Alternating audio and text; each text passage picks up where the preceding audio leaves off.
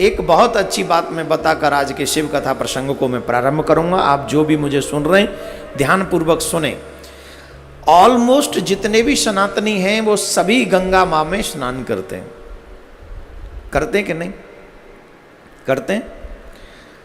और गंगा माँ शिव के सिर पे विराजमान है। ये बहुत महत्वपूर्ण प्रसंग सुनाने जा रहा हूँ। अब ये प्रश्न उठता है कि गंगा, हम तो सब यही जानते हैं कि गंगा स्नान से हम सभी के पाप कटते हैं, यही सुना। प्रश्न ये है कि हम गंगा में स्नान करने के बाद पाप कटवा के आते हैं कि पाप लेके आते हैं। आज मैं नई बात आपको बताने जा रहा हूं।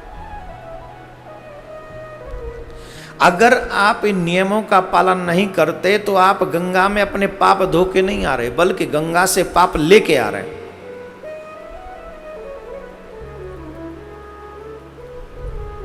और मैं इतना कह सकता हूं कि निश्चित तौर पे इनमें से कुछ न कुछ अवगुण तो हम सभी कर बैठते हैं।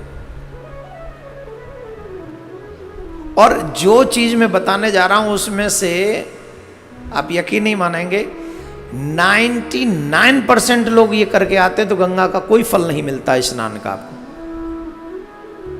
आज जब मैं कहीं सुन रहा था, पढ़ रहा था, तो मुझे लगा कि ये बात मुझे अपने सनातनियों को बतानी चाहिए, क्योंकि सनातनी ये गलती करते ही हैं। और ये गलती करने से अगर आप नहीं रुके तो आप कितनी भी गंगा नहा लो, शास्त्र ही तो कहते हैं गंगा में स्नान से पाप कटते हैं, तो वही शास्त्र ये भी कहते हैं कि ऐसा करते हो तो पाप लगते हैं। और यहां वो सब करके बैठे होंगे इनमें से, बताऊं कि नहीं? नहीं, रहने दो। देखो, पहले तो गंगा स्नान का पुण्य समझो, लाभ क्या है। गंगा स्नान करने से लाभ क्या मिलता है? तो गंगा स्नान का लाभ यह है कि जब मनुष्य अपने मन में यह धारणा करके जाता है कि मैं गंगा स्नान करने जा रहा हूं, तो जितने कदम वो पैदल चलता है, एक एक कदम पे उसे राजसी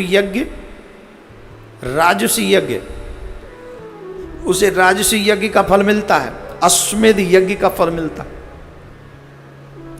जितने कदम वो गंगा की तरफ नंगे पांव बढ़ाता है, उतने ही कदमों पे उसे अश्वमेध और राजसी यज्ञ का फल मिलता है। तो कितना बड़ा महात्मा है, कितना बड़ा महात्मा है। लेकिन बात यह है, नंगे पांव जाए तो, नंगे पांव जाए तो, और अगर पैरों में चप्पल पहनी हो, उसने जूते पहने हो, तो आपके उस स्नान के पुण्य का आधा 50% लाभ आपकी चप्पलों को लगता है। ऑलमोस्ट हर की पैड़ी पे ही उतरती है चप्पल, आप याद कीजिए, हम गलत नहीं कह रहे हैं। तो 50% आपका फल आपकी चप्पल ले गई। दूसरी बात, जो लोग गाड़ी में जाते हैं बैठकर, वाहनों में जाते हैं बैठकर, गंगा के तट तक बैठकर जाते हैं, 50% वो उसको गाड़ी को फल मिल जाता है आपका, क्योंकि आपको लेके वो गया, वाहन लेके गया। तो 50% चप्पल ले गई, 50% गाड़ी ले गई, और गंगा में डुबकी लगाई तुमने, तुम्हें क्या मिला? तुम तो जैसे गए थे वैसे जीरो के जीरो रहे, राइट? तो फिर लाभ क्या हुआ? इसीलिए गंगा से कुछ दूरी पर अपने वाहन को छोड़ देना चाहिए और नंगे पांव वहां से गंगा में स्नान करने के लिए जाना चाहिए। और ऐसे ही नहीं जाना चाहिए, ऐसे ही नहीं जाना चाहिए। गंगा में आप जाएं, पहले पूजन करें, पूजन करके फिर आचमन करके संकल्प करके उस गंगा में चरण रखें। तो जिस समय आप गंगा में चरण रखते हो उस समय आप नारायण हो जाते हो। जब गंगा को आप अपने किसी पात्र में लेते हो उस समय आप ब्रह्मा हो जाते हो। और जब डुबकी लगाते हो, जब वो गंगा आपके सर पे आती है, तो उस समय आप महेश हो जाते हो। इतना बड़ा फल मिलता है गंगा के स्नान का। लेकिन एक और बात है, बड़े सावधानी पूर्वक सुनेंगे।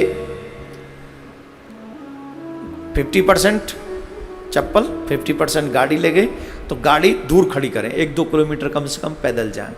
वहीं से नंगे पाँव जाएं तो आपको पूरा फल मिलेगा। दूसरा, गंगा में कुल्ला न करें, गंगा में वस्त्र न धोएं, गंगा में अपने शरीर को मले नहीं। गंगा पाप धोती है, मैल नहीं। बहुत गजब की बात, हमने ऐसे नहीं कह रहे हैं, शास्त्रों में लिखा है जो व्यक्ति कुल्ला इत्यादि करता है उसे पाप लगता है। और तो और कई लोग तो इतने मूर्ख हैं कि गंगा के तट पर ही बैठकर शौच इत्यादि कर लेते हैं और वहीं मल साफ कर लेते हैं गंगा के जल से। तो जो गंगा के जल से मल इत्यादि साफ करते हैं उन्हें ब्रह्म हत्या का पाप लगता है। जो गंगा जल से मल इत्यादि साफ करते हैं उन्हें ब्रह्म हत्या का पाप लगता है। तो प्रत्येक सनातनी को यह सोचना चाहिए कि अब हम वहां जो गए वो पुण्य लेके आए कि पाप लेके आए? पुण्य या पाप? कोई तो पुरुष भी वहीं कर रहे होते हैं, कई बर्तन वहीं धो रहे होते हैं, कई कपड़े ना के वो जो अधो वस्त्र है वो वहीं धो लेते हैं। एक और बात बता दें, ये तो आपने सुनी नहीं होगी, और ये पाप सभी करते हैं और उसके बाद कोई फल नहीं मिलता गंगा स्नान का। बताएं कि नहीं? बता दें। गंगा स्नान के बाद लोग अपने शरीर को टॉवल इत्यादि से पोंछते हैं कि नहीं पोंछते हैं? ये तो सभी पोंछते हैं। जो व्यक्ति गंगा स्नान के बाद अपने शरीर को टॉवल इत्यादि से पोंछ लेता है, जैसे ही पोंछता है उसके सारे गंगा जल के स्नान का जो पुण्य वो समाप्त हो जाता है। अब क्या करें कि गंगा स्नान के बाद जब तक हमारा तन न सूखे तब तक हमें गंगा के तट पर ही रहना चाहिए, और गंगा के तट पर हो सके तो भगवान का भजन करना चाहिए। और अगर अतिशय शीघ्रता है जाने की तो हमको ये चाहिए कि हम गीले तन से ही जाएं अपने घर। वहाँ टॉवल जब तक स्वयं न वो जल सूख जाए तब तक आपको गंगा के फल का कोई, स्नान का कोई फल आपको नहीं मिलेगा, कोई भी फल नहीं मिलेगा। एक और सबसे अहम बात है जो आपको बता देनी चाहिए, रात को उठे और उठकर सीधे गंगा में जाके कूद गए, ये गलत है। एक तो गंगा में कभी कूदना नहीं चाहिए, ये अपराध तो हमने भी किया। हम अपना अपराध भगवान से माफ़ी मांगते आज सबके सामने। हरिद्वार में तो वो पुल बोलते तो, और छोटी उम्र थी तो सब कूदते थे, बोले हम भी कूद सकते हैं, इसमें क्या, तो हम भी कूदे। तो ये अपराध है, गंगा माँ से क्षमा मांगते हैं। अब जाएंगे तो फिर और क्षमा मांगाएंगे। तो गंगा में कभी कूदना नहीं चाहिए, स्विमिंग नहीं करनी चाहिए इत्यादि। वो स्विमिंग भी की हमने तो वो भी पाप ही है हमारा, वो भी स्वीकार करते हैं। गंगा में हमेशा स्नान करके जाओ अपने घर से, और फिर बाद में जाके गंगा में स्नान करो, तब जाके आपको पूर्णतः गंगा के स्नान का फल मिलता है। और बड़ा सुंदर है, नमामि गंगे तव पाद पंकजम सुरासुरै बंदित दिव्य रूपम भक्तिम मुक्तिम च ददासि नित्यम भावानुसारेण सदा नराणाम। मुक्ति भक्ति सब कुछ प्रदान करने वाली माँ भगवती गंगा हम सब का कल्याण करती हैं। इसलिए मैं गारंटी से कहता हूँ 99% लोगों को ये नहीं पता होगा। इसलिए जब इसका वीडियो आप तक पहुँचे अथवा कथा जब आप सुन रहे हैं तो ज़्यादा से ज़्यादा उन सनातनियों को ज़रूर सुनाइएगा जो गंगा में स्नान करने जाते हैं।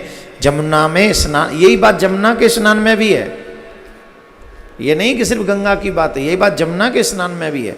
तो गंगा अथवा जमुना स्नान करते समय इस बात का ध्यान रखेंगे।